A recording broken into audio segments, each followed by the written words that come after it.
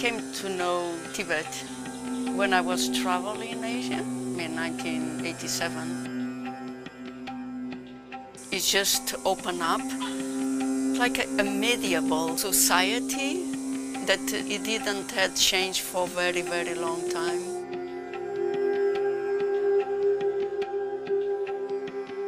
During the time we were spending in Lhasa, we saw a lot of change.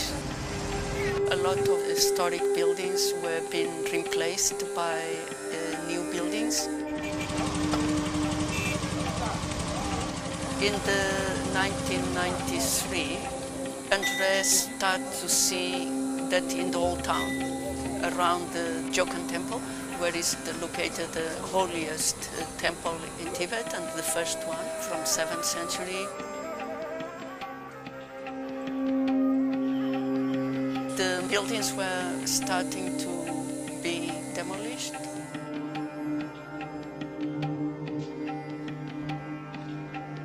And he thought, oh, this is too much. He started to talk to people and try to network and find maybe some way to do it differently.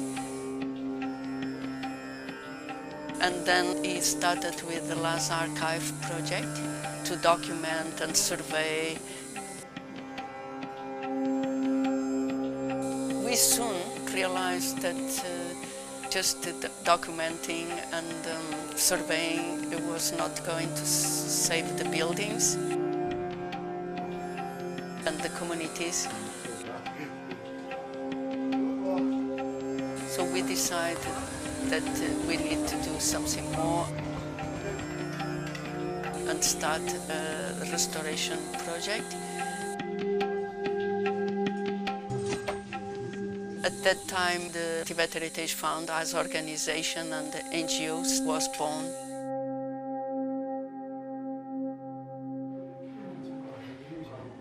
But you know, the westernized or modern concept of restoration, it was new for them. And especially in the beginning, when the crafts had kind of die out a little bit because of lack of use during a certain maybe 2 or 3 decades.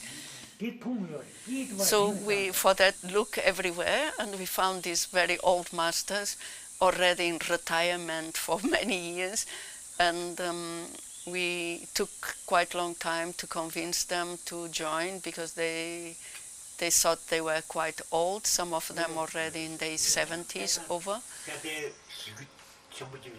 But we told them it was now or never, because you know, if they couldn't teach the young generations or other people, then these crafts would be lost forever.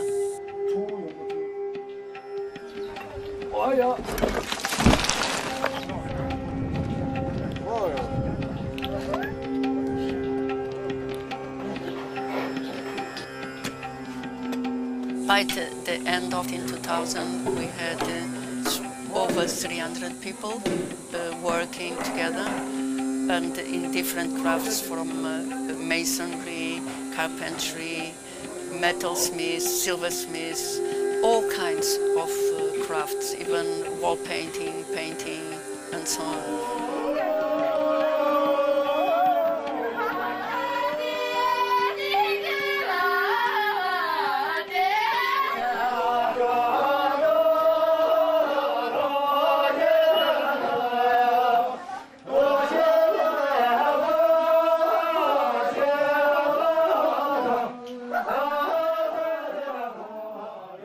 Another thing that was very important for us from the very beginning, we start by making big social survey. So we talk to every person in the building, and so to understand what they wanted to have improved. If you are talking about historic cities, yeah, okay, you need to be careful. These days, a lot of the approach to the old cities, yeah, is you move the residents out, and only maybe some very wealthy people live there, or they make it into touristic attractions. when you can make a city alive by keeping your architecture and the people together, and you also have the different layers of people living together. So this actually makes these communities interesting and vibrant and alive. Because the houses are just houses without people. I mean, they are just boxes, yeah? But what makes a house and gives life to the house is the people. By doing this community-based approach, there is more chance for sustainability of the building in long term. So if the family or the community is involved, they are proud of the building and they will preserve it. I think one of our strong points to have a very successful projects and work, that everyone was part of it. We adapt or adjust to every different project. For example, in the case of other projects like in Beijing that we work, or Mongolia, or now in Ladakh. In Ladakh, we have a team doing conservation of Laol town and also restoring and preserving the temples and vernacular buildings in the rural areas. We have a team of artisans that we are training. We also have the artisan, the architect's house, that is the Himalayan Bauhaus, and where these craft and skills can pass on to the younger generations. We have also built a Central Asian Museum. This is the first proper museum in Ladakh. I think these last few years or decades, all over the world, things have changed very fast. This is why maybe I'm so stubborn on keep going and keep working so that I can preserve a bit of this for the future. So we now see our future as continue to do the restoration projects that have an immediate impact with the communities. The other part is the skills. So we start artists and architects house. We hope that in this center, the artisans and the young generations can work together and learn together.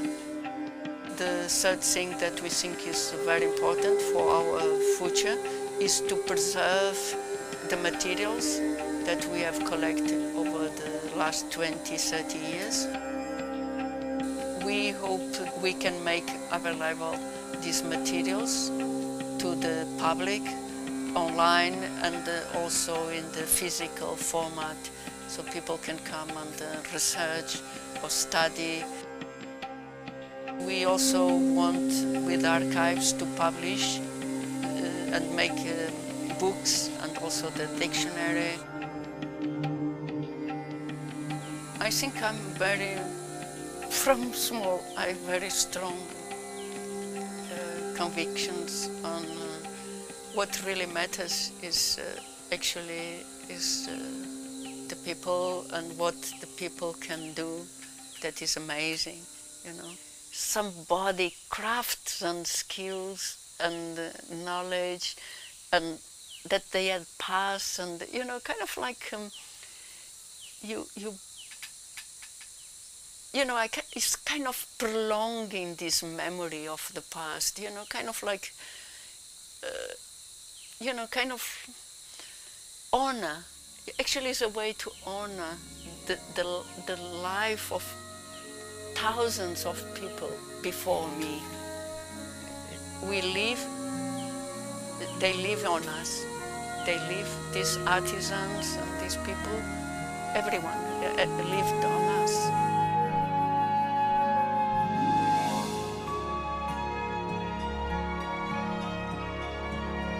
To do all this, we need everyone's support. So we need financial help to be able to do the 3 different parts of the project. We need everybody's contribution, even small, it can help. Come and join us and be part of our team. And yeah, thank you.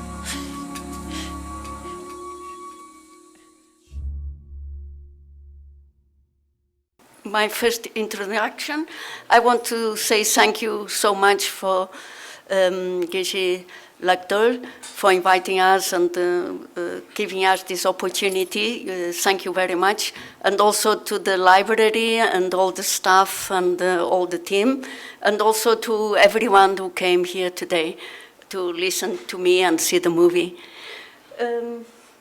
The movie was a little introduction, and we decided to show it because many of the masters that I work with and I'm going to talk, they are in this movie. So you could see them in action. So it's why I thought that the movie was good to show to you. The cable is coming, so after arrives, we will start. So today I'm going to talk about traditional building techniques and materials in the 1990s in Lhasa, and the importance of preserving these skills for the future.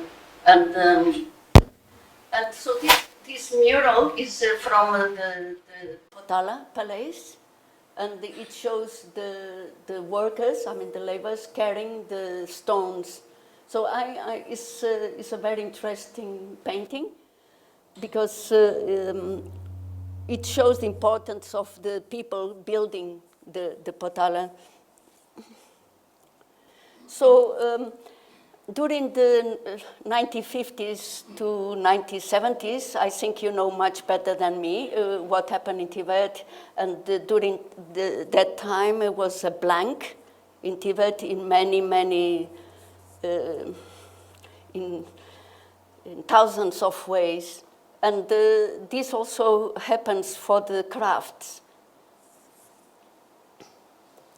So as you know better than me, because you soften your own skin, the events of the 1950s, 60s, and 70s, and so during that period, the artisans had to stop the construction, their skills, their normal life, and many of the traditional builders, they were employed to build dams and roads. And many of the temples, actually most of the temples, if they were not damaged, they were turned into granaries and storage, like this in the Jokan temple, that it was used as a granary. So during this time, it was not a demand for restoration or building of new temples. So the artisans, they had no jobs. So in the 1980s and the 1990s, with the Deng Xiaoping and the open policy, the things start to change in China and also in Tibet. Later, with the rehabilitation of the Panchen Lama, and he organized a survey of Potala Palace and the other buildings in Tibet. And the results of this survey was published in 1985. So he actually promotes already the restoration of and the conservation of the architecture.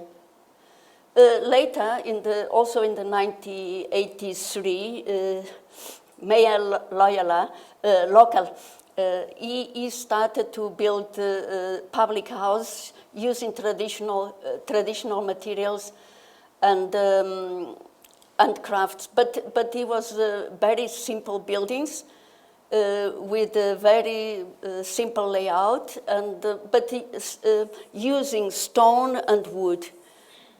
This is Ngakan. It used to be part of the Jokan Temple before, but in the 1950s it was destroyed. And then in this empty plot, they built this public house. In the 2002, it was demolished again and built in the concrete. So during the 80s also was start the renovation of the Potala and also the Jokan Temple, but they didn't have the enough skills, or they didn't have the knowledge how to do. So a lot of historic murals and walls and the architecture got lost in the process. They had maybe good intentions, but they lack the knowledge. Yeah, so this is fragments of the wall paintings from the second floor of the Jokan Temple. So in the 90s, when we started our Lhasa Archives project and later the Tibet Heritage Fund, we saw many of these historic buildings, because we are not only concerned with religious and the monumental architecture, but also with vernacular architecture, where the normal people live. So when we start our project, we are very lucky that there was a propitious moment and we got the support of, after many discussions and talking to many different people, we got the support of the municipality, and we could implement a restoration project, a pilot project. And our first pilot project was Trap Shisha, and this house, we worked with the municipality and the municipality construction company. So if you see the number 7 in this corner is where the Trap Shisha was located, and then in the center you have the Jokan Temple. And the red buildings around was the sites where we work after the Trap Shisha project. So during the restoration of Trap Shisha, we were not satisfied with the results, because the construction company that the government sent to us, was young people, unskilled, and so the restoration work was not properly done.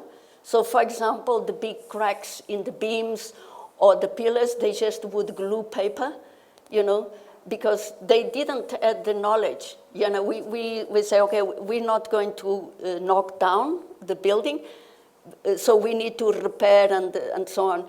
But for them, it was just like a very easy patched up work. So we were unsatisfied and said, this is not the way we want to do. So we went around and asked many people if they knew old masters who were trained before the 1950s, who could work with us and train a new generation of artisans. So it was, we need to go to village, we need to talk to different people. And we found the master Migmala, I think is in the far left. Then the master Jampakesan, he was the carpenter from the Potala, in charge of the restoration of Potala. And the master Tassila, that is Arga master. During this, it was not easy to it's not that we met them and they said, yes, let's do it. No, it took a long time to persuade them that, we wanted to set up, and it was okay to set up. That was not going to be any problems. They would not get in travels to work with foreigners and so on, because it's a very sensitive situation. And also they thought they were quite old and nobody was interested anymore in learning these skills, and also that there was no opportunities to use these skills because nobody was restoring the temples. I mean, they started at the time to restore monasteries, the destroyed monasteries, but no really housing, So they didn't saw the possibility or the hope. But, after a long time, we managed to persuade them that, it was then or never, because time was passing. So here is some of our masters, Master Kelsan, Arga Master, and Master Olola, Mason, and also Pembe, the Red Frieze Master, and also Master Chochola, Master Carpenter. All these masters, they worked before in many of the temples, so they had a lot of experience and knowledge. So here is Master Chochola when we did the restoration of Murunimba temple. So one of the problems in the house and also in the temples was the arga. For over 30 years, they didn't have any maintenance. So the arga decay over the years. And so here is one sample of actually in good, I think it's still in good condition, but 30 years had passed. So this arga material is very good to make waterproof, the flat roofs of the house. And it's been used almost in every house in Lhasa and temples. So for that, we researched where the materials could be sourced, all the technique, and how to break the stones in different size, what kind of size, how the tools need to be made, and also the different layers. You can see in the drawing all the different layers. Also the tools the tools used to apply the argan to make it smooth and so on. So with the Master Tassila and Master Kelsan, they train a large number of young people to apply the arga in the roofs. Yeah? So if you see, I don't know if you had the opportunity to see this, the application of arga. You have usually two groups, one each side, and they need to stamp the different layers of arga with using also some certain amount of water to sprinkle, and they compact with this tool.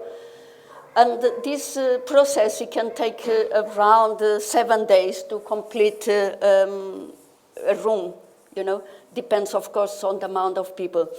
And this technique is quite expensive in a way, but it really works very well. And there is a lot of stories about, like the Potala, that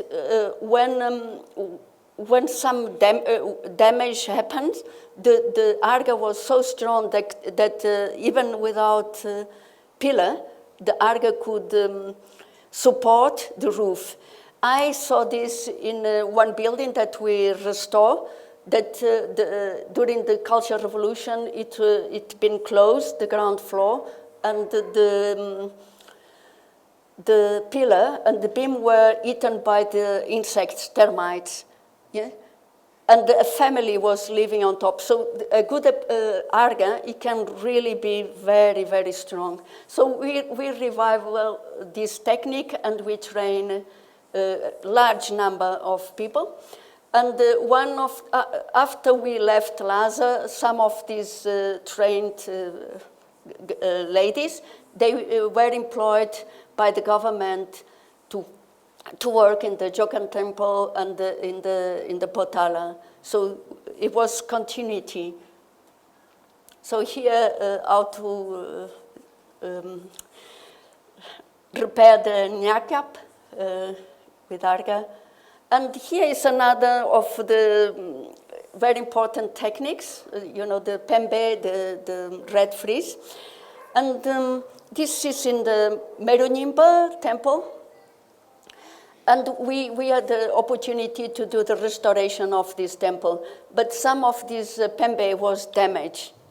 And we asked among our masters if anyone knew how to do, because at the time, even every construction company, the government, they were just putting cement, red stripes, and painted red. And this was like, the symbol of, as you know. So this pembe technique is made with twigs, and this is, for that we had to look for another master. So Master Migmala, he knew of old master who had done this pembe in the past, 30 years or so. So we invited him to train, so you can see him, Palaolola, here. And we went to the mountains, we collected this pembe, plant, and then we started the whole process of teaching, how to do, like taking the skin, making the bundles, cutting, painting, and then how to build it.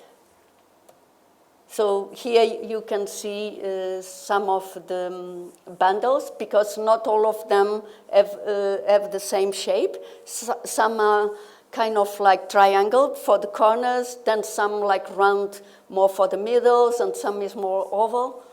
And then you have also the wooden nails to fix them together.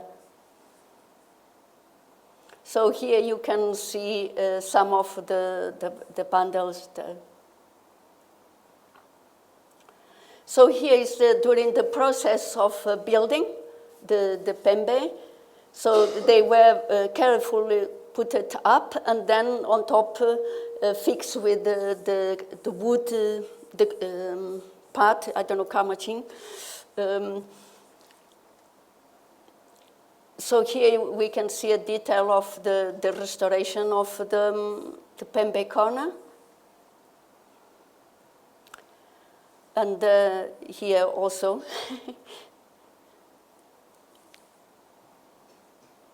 And I put here these two photos to show you about, this is Pensak, is a Ladakhi style of pembe. So as you see, every different part of area have a different style. So all this kind of style should also be preserved and passed on this knowledge. It's not just one and then that technique and knowledge that can be applied to everywhere. No, every place have their own unique techniques and skills and traditions.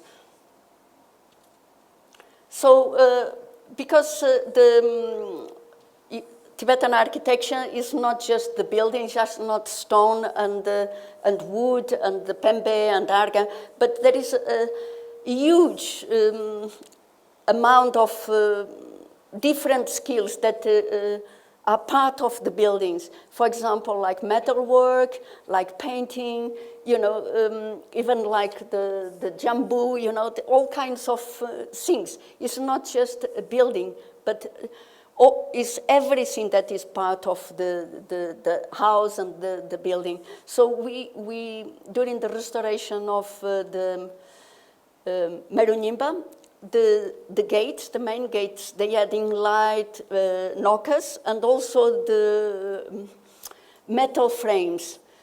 And so they were made with iron and silver and so on. So we also look for artisans who knew how to do this, you know. And then, in the beginning it's like, oh, maybe I don't know how to do, but then we said, let's try. Let's just try and see, you know. And then little by little they keep remember, they asking somebody, and then the knowledge is revival. So here is the door knocks and the frame of the Merunyimba temple after done by these artisans, and also for the roof decorations. They made the different skulls for the pembe, for the red frieze, and also for other decorations. So we also revival these gutters, you know, is very unique. Now, these days, everybody uses plastic, but we put effort to revival and to use brass to make the traditional gutters and the pipes. Yeah. So all these skills we took the time to revival because they were lost. But we thought this if you want to do conservation work, you need to have the traditional skills. You can't just use new skills in conservation. Like you cannot just say, okay, I'm going to make a waterproof roof, yeah, and put cement. You know, you just go and say, okay, cement is quite good. You know, it's easy to apply. No, actually, it can damage the building, especially if it's a traditional building. For example, I had the opportunity to witness times when cement was applied to a traditional buildings, Tibetan buildings in Lhasa, and afterwards the humidity was trapped between the cement and the mud, and the wood started to rotten. Yeah, so you cannot just apply new materials to traditional buildings like this. To do conservation work, you need to learn traditional skills to be able to do, not only in Tibet, but also in any other country. Yeah. So in 2000 onwards, from our side, because the government decided they wanted to implement their own projects, so we moved with our team to other parts like Amdo and Kham, and also these masters came with us, and we continued the training on Amdo and Kham, yeah, of Arga and carpentry and so on. Some of our second generation masters, they got jobs with construction companies. Yeah? So this knowledge that they learn could be passed on in different projects. Unfortunately, you know, to preserve these skills, you know, these traditional skills, you need to have demand. You know, if you don't have demand for these skills, yeah, then they are lost. Yeah, even you have good intentions, but for example, if there is no wealthy people or somebody or a big project that says, okay, I want to build a monastery or a traditional house or a house in traditional style using stones and wood, yeah, then you don't give opportunity to the people to preserve, to continue, yeah. So this is actually what happens these days in Lhasa, and I think in many other places, including Ladakh and I think maybe somewhere else. The people choose to build in concrete, yeah. So there is no space for these traditional skills, yeah. So whatever it can be tanka painting, tanka if you have a one artist painting, or you have a print, or you have, you know, it's different, no? So to preserve these skills, you need to give the chance to people to practice, yeah? So in the case of Lhasa, most of the buildings now are built in concrete, and with the glued stones to imitate the big stones and the jablet small stones, the traditional style, with how you call this, the windows decoration above, made in concrete also with some painting. This is one example, yes. So where they trying to imitate the traditional style by gluing small, the big stones and small stones that imitate the 13th Dalai Lama style. So this is another of the buildings that I are building. It's concrete frame, yeah. And actually, all these three buildings, that you see the middle one, and then they are new buildings, all in concrete, in the Barcor. So this is another concrete building with the same tiles and the stones. sorry, the stones glued as like tiles. Yeah. So when you have buildings like this, you are not giving. They are not giving the opportunity for the artisans to continue with their crafts and their techniques and their traditions. And this is quite sad because, Tibet has such a rich craftsmanship and art, and I saw so many beautiful houses and crafts that just to see them get lost, it breaks my heart, and I'm sure yours too. So I want to conclude. So I think it's very important to create opportunities to promote these skills and preserve these skills. And I don't know, I think it's part of our work to give opportunity to young people to learn, but also opportunity for them to get income out of it. Because I know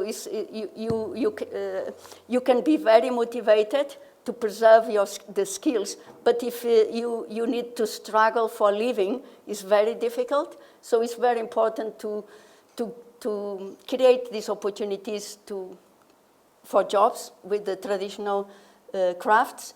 And for us as organization, we have a strategy, and that is how we preserve these skills, these traditional skills. One is we continue to do the restoration work. In this case, we are doing the restoration in Ladakh. Yeah? We training local people and give opportunity to the local people to continue with these crafts.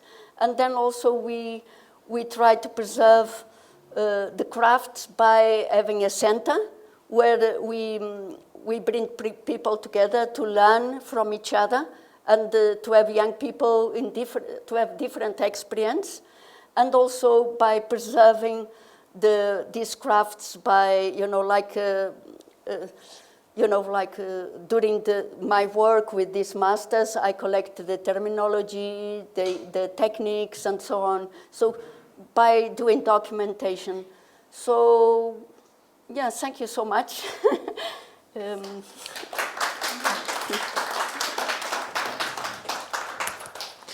Any questions? So my question is,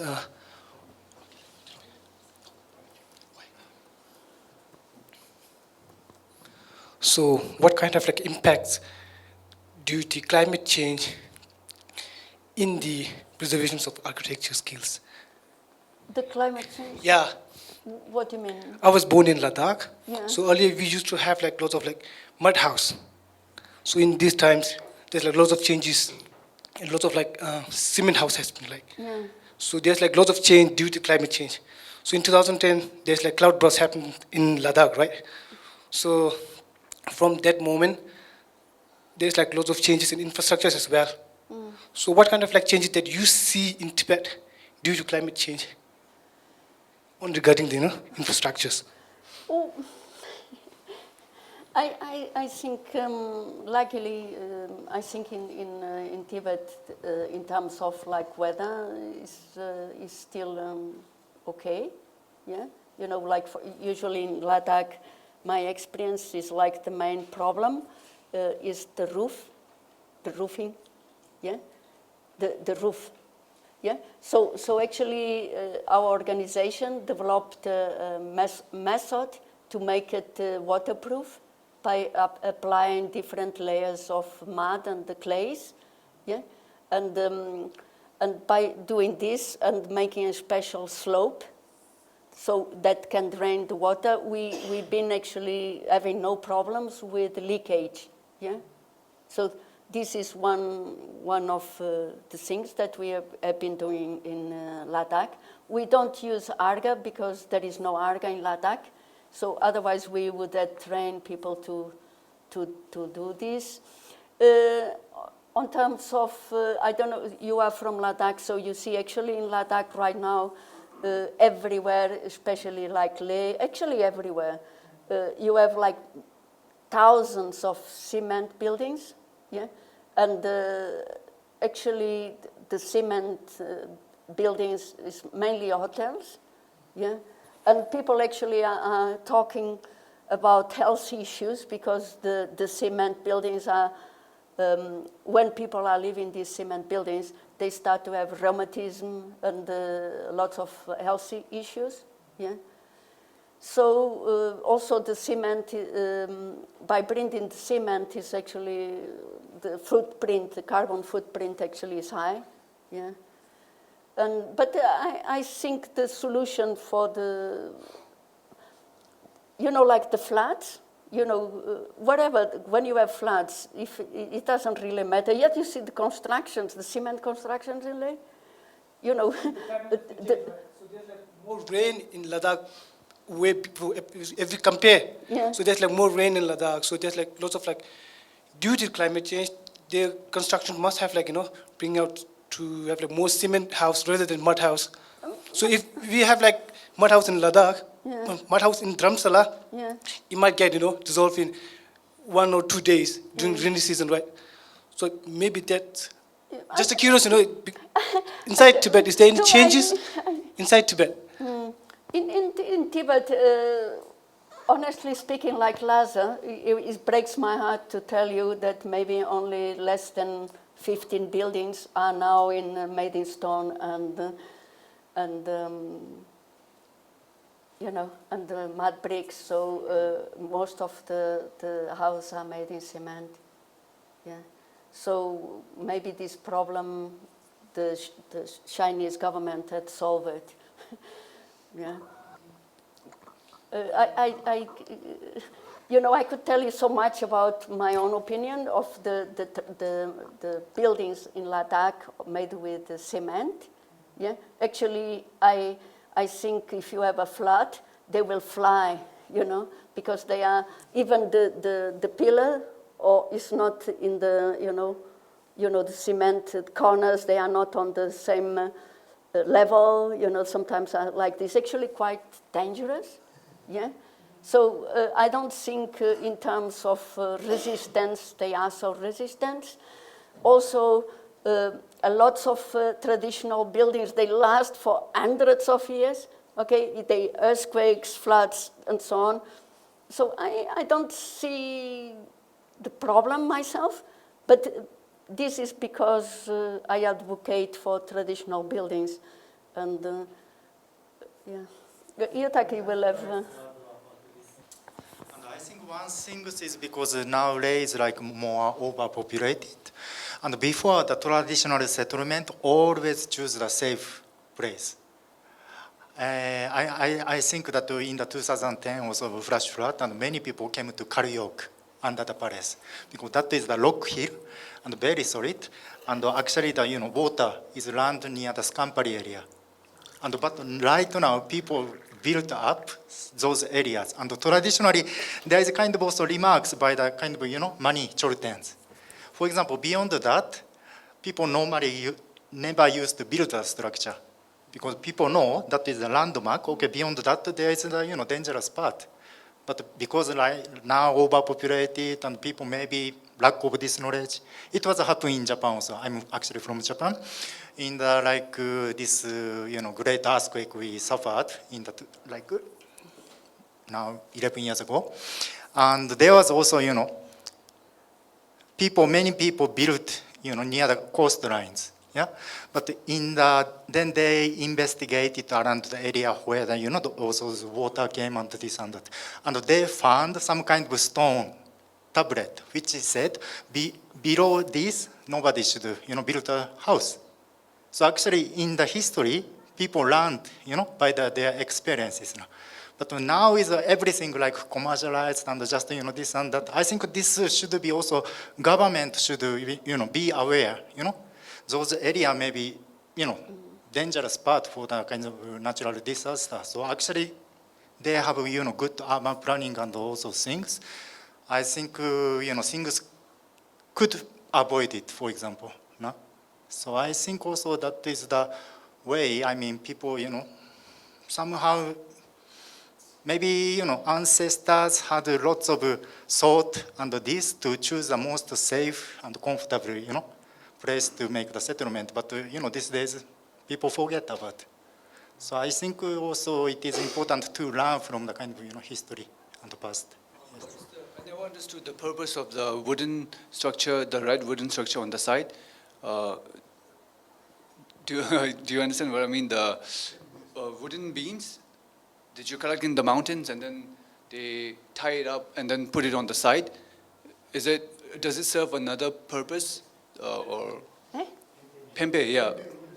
Oh, so the Pimpim, it was like a symbol for the monasteries and the royal palace.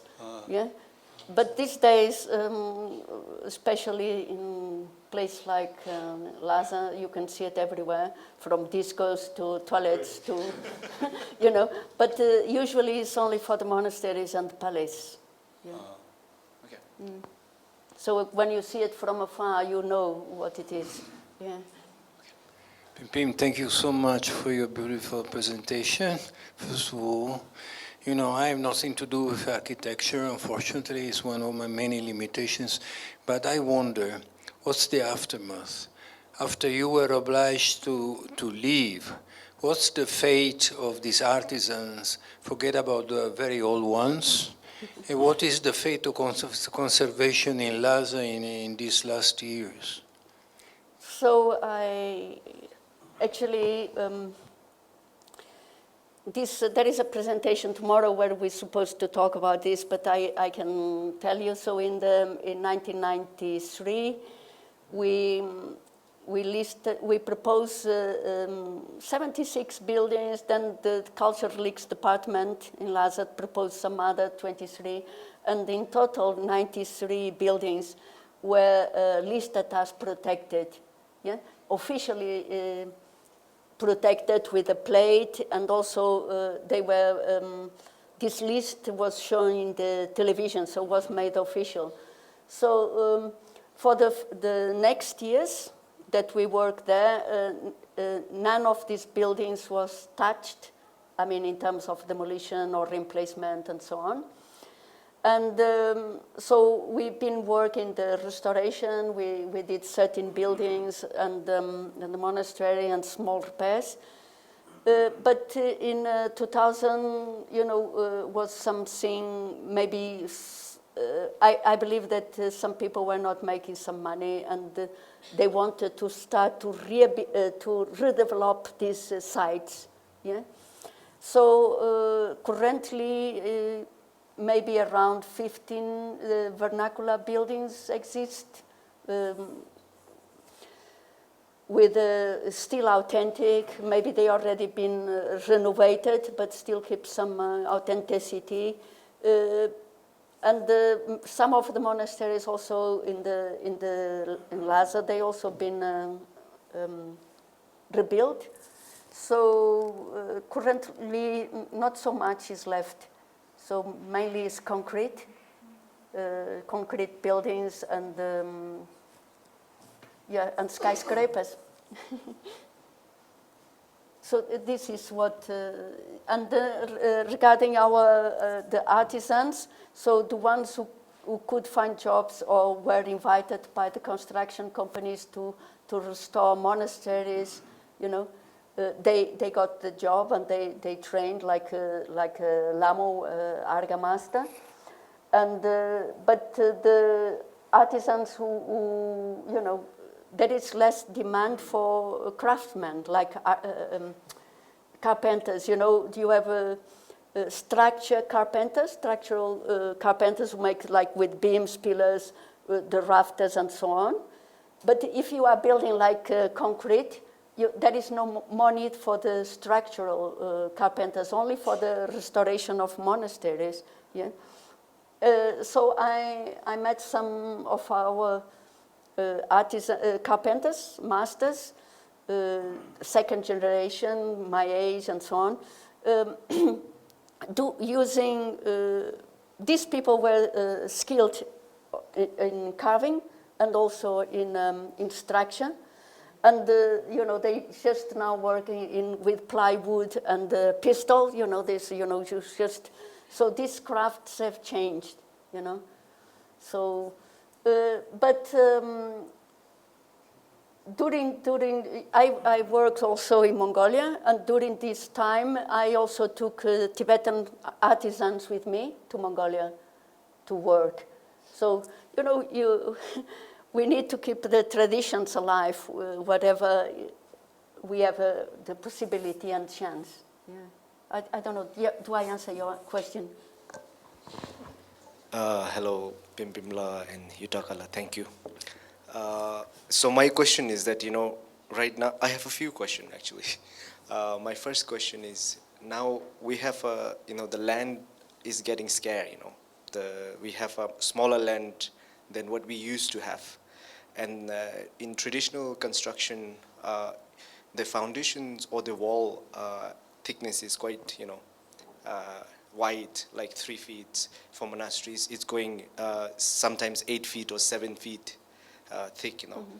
So, like now, if you have a you know, small land, and you know, like would you still suggest to go with the traditional methods of building? That's my first question. Should I ask second question after? Second. Do you want this? Okay, it depends what you want to build.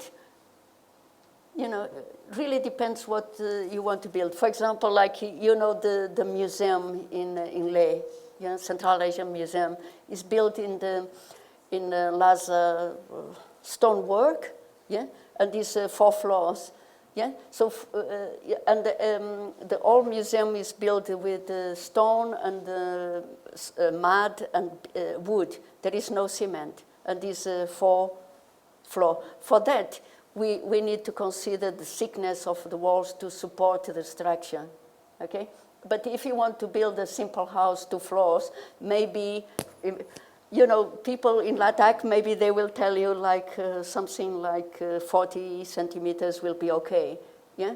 But if you wanted maybe to have it a little bit more quality and more insulation, you could maybe build at 60, yeah? You know, and if you have 2 floors. But if you have like a public, like the museum, or like 4 or 5 floors, yeah, like a tower, you should consider the thickness of the walls. I work in a monastery in Kham, where the first floor they had 1.60 meter walls. And the top floor, the 4th floor, had been bombed during the 50s, I think.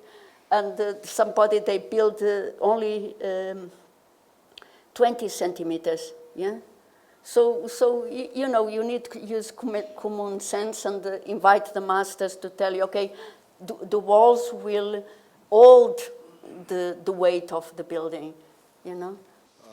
And my second question is, now we have a buildings regulation that you need to build a frame structure, the government's rules and regulation, right? And what do you have you faced any problems regarding building a new traditional house in India? And particularly, I mean, you both work for conservation, but building a new one or during the conservation work of all buildings, do you have to face these regulations? Well, Yutaka is better, you have more experience working in India, but some years ago, we, in Leh, it was a project from the government. They wanted to replace the traditional buildings, I mean vernacular buildings, by 25 square meters, house, because they had this regulation, permanent buildings and no permanent buildings. So traditional buildings are not permanent, but the cement buildings and the use cement bricks is permanent structures, okay? So they wanted to replace this historic house with this 25 meters cement house in the Leh Old Town, yeah? So my experience was talking to the government, talking to different departments, and make sure that this not happen. Yeah, that they look at the buildings, traditional buildings with a long lifespan, because like the Leh Palace is 17th century. Many of the temples surrounding the, like Champalakan, the white Champalakan, the red Champalakan, the Guru Lakan, and so on, they are very old. They are from maybe even older than the Leh Palace. Yeah? So these buildings, they last more than these 25 square meters concrete buildings. Because the cement, it can be between 20 to 50 years. And then you need to replace. Sorry, do I answer?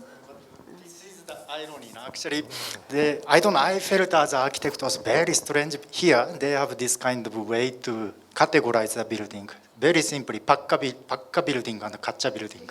No? Then pakka building is basically whatsoever use the cement. Okay?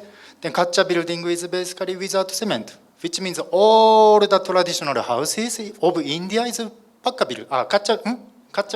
Kacha building, no? And I thought this was a very strange way. Then Taj Mahal also kacha building, then, no? But you see, I think some way of also built and choose and traditional wisdom. Because, for example, Ladakh or like Tibet, no? It is very special climate, not like plain India. Very high, very cold, and very long winter, no? And the houses are much better performance made with the stone and especially clay. And people, these days, people suffering by cement building because they feel much cold and they need, burn more like heating system, spending more energy, no? And actually not sustainable. Additionally, they get the pigmodemo, I mean, get pain in the knees, or, So what is this circle? Sometimes I think. So, but sometimes you need also deal with this kind of regulation because, but I think this regulation also should be kind of reviewed, and especially for the conservation of historic buildings, should not be applied every modern kind of standard of the things, because India is so huge area, every place different climate, no? Something work in maybe Gujarat, maybe doesn't work in the Ladakh. So I think for the traditional way of building, so that's why, as Pimpim was saying, actually local craftsman, traditional craftsman is dying out everywhere because people don't support also. So actually, one of our ideas is to support them. Why not to create a kind of neo-vernacular architecture? Because by using the local materials, but still we can build in the kind of modern, facility, Maybe tomorrow, anyway, we will show some of the example in our another lecture. But I think, yes, this is important to consider. as a, architect or designer or, yeah, I know Jampel also. He's as a designer, young designer also. Sonamure brother is the architect, and actually those young people, I think also, I'm very happy to see they take also interest in this, traditional way. But yeah, like earlier, also Pimpim had a question because we also facing the same problem. If without craftsman, how you can continue practice? What do you think, for example, Jean-Pierre, without craftsman? How you can, no, for example, no, it is not because right now is depending on the Nepali in the situation of Ladakh, or Dodapa, or like, Bihari carpenters. Less and less, Ladakhi artisans are practicing this kind of traditional skills in their trade. So how we can do and how we can encourage the, young people to also learn the skills. Actually, in Ladakh or in India, when I was small, when I was growing up, we have like vocational trainings for people, like a carpenter or anything that has to do with a hand. Like most of them, like those people who fail in the school or they go. So people have this mentality that only people who could not succeed in academic or succeed in school, they go to vocational this thing. So now I think in order to preserve, we need to invite bright people or, even a designer or architect, they must, involve themselves in hands, like hand working or also, giving a, better standard for the people who are interested, not just inviting people who could not succeed in school. So yeah, I mean, so I think that's the way for to, from my understanding, I think that's the way to keep traditional skills.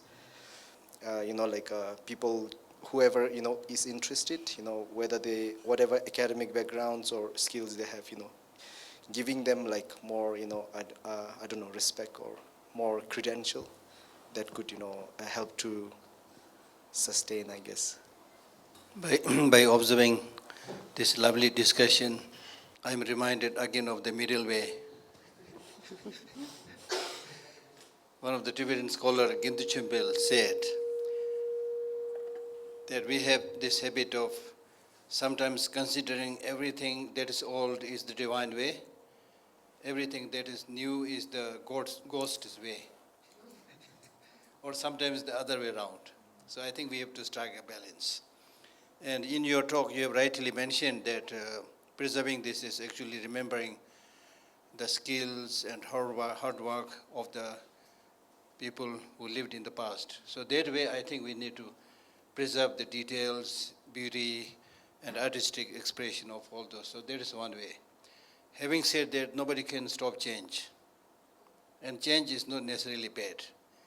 So when we change, I think we need to come up with a way to bring the best from the past and also use the best thing of today. And then, of course, as you already discussed, what you need depends on the area you live, the climate you need. Now here, one of the most important thing that we need to remember, especially our younger Tibetan generation, is that all these 10 subjects, 5 major subjects and 5 minor subjects taught by Buddha and then followed by all the great teachers, the prime motivation for all these skills, crafts or art or letter writing, whatever, the motivation is how we can benefit others. So today construction doesn't work well, this thing doesn't work, this thing doesn't work, because the motivation is money. You see, you quickly build a building and doesn't care whether it will collapse or last for 10 days or 20 days and people die. That's the problem. Like for example, we discussed about what kind of building we should have in Ladakh, you see. Depends upon the climate.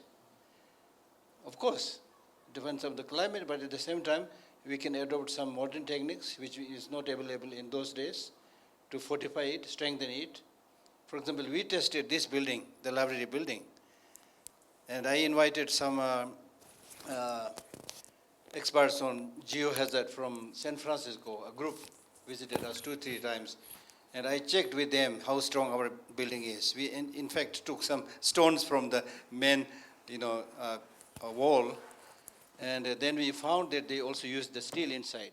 That's the modern way, but the rest of the process of construction is the old way.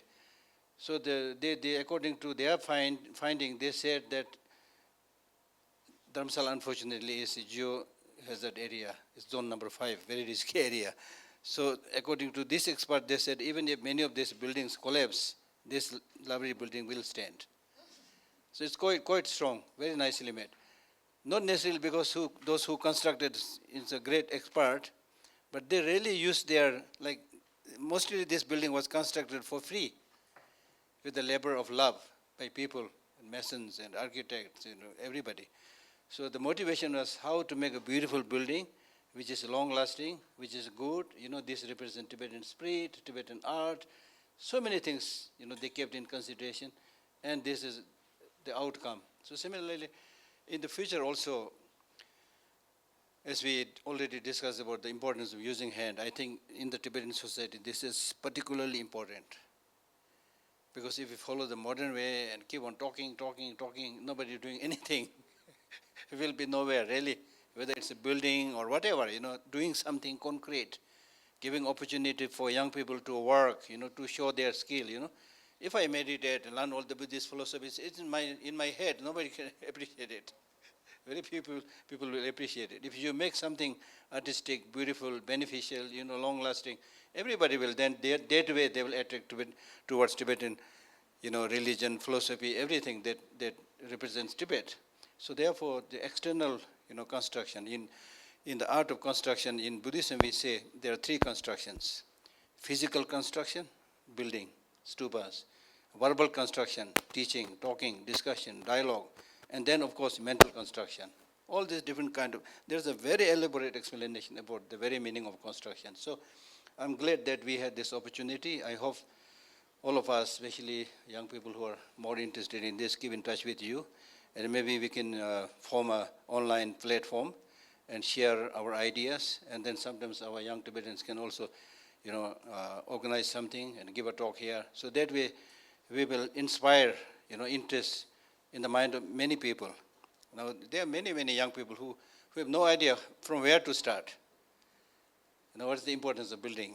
Building, they think, the Tikadar will do everything. Why should I worry about it? That's the mentality, But if you see this as a beautiful art, then at least if you, learn it just for passing time, show interest, I think you can learn so many things. Then gradually, of course, it will become, part of your passion. So thank you very much for this wonderful talk.